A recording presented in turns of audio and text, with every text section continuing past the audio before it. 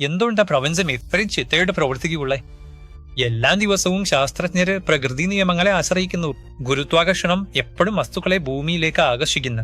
ശൂന്യതയിൽ പ്രകാശം സ്ഥിരമായ വേഗതയിലാണ് സഞ്ചരിക്കുന്നത്. ഗ്രഹങ്ങൾ പ്രവചിക്കാവുന്ന പാതകളിലൂടെയാണ് സഞ്ചരിക്കുന്നത്.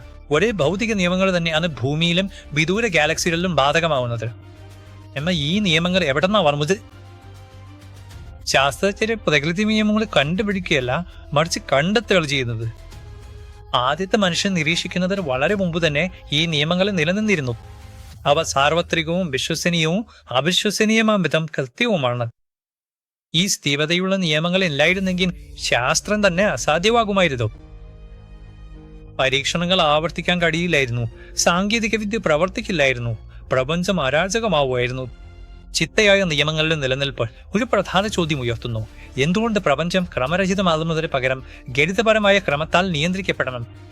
ബൈബിളിൽ ലളിതവും അഗാധവുമായ ഒരു ഉത്തരം നൽകുന്നു. ആദിയിലെ ദൈവം ആകാശത്തെയും ഭൂമിയെയും സൃഷ്ടിച്ചു. പ്രപഞ്ചത്തെ ഒരു ബുദ്ധിമാനായ സൃഷ്ടാവിന്റെ സൃഷ്ടിയായാണ് ബൈബിൾ അവതരിപ്പിക്കുന്നത്. അദ്ദേഹം അതിന്റെ ക്രമം സ്ഥാപിക്കുകയും തന്റെ ശക്തിയാൽ അതിനെ നിലനിർത്തുകയും ചെയ്യുന്നു. ഈ നിയമങ്ങൾ എങ്ങനെ പ്രവർത്തിക്കുന്നത് ശാസ്ത്രം വിശദീകരിക്കുന്നു. അത് അവയെ അളക്കുകയും പരിശോധിക്കുകയും പ്രകൃതി ലോകത്തെ മനസ്സിലാക്കാൻ അവ ഉപയോഗിക്കുകയും ചെയ്യുന്നു. എന്നാൽ ഇത്രയും മനോഹരവും വിശ്വസനീയവുമായ നിയമങ്ങൾ എന്തുകൊണ്ട് നിലനിൽക്കുന്നു എന്ന് വിശദീകരിക്കാൻ ശാസ്ത്രത്തിന് കഴിയില്ല. ആ ചോദ്യം ഭൗതിക ശാസ്ത്രത്തിനപ്പുറം ലോകവീക്ഷണത്തിലേക്ക് വിരൽ ചൂണ്ടുന്നു.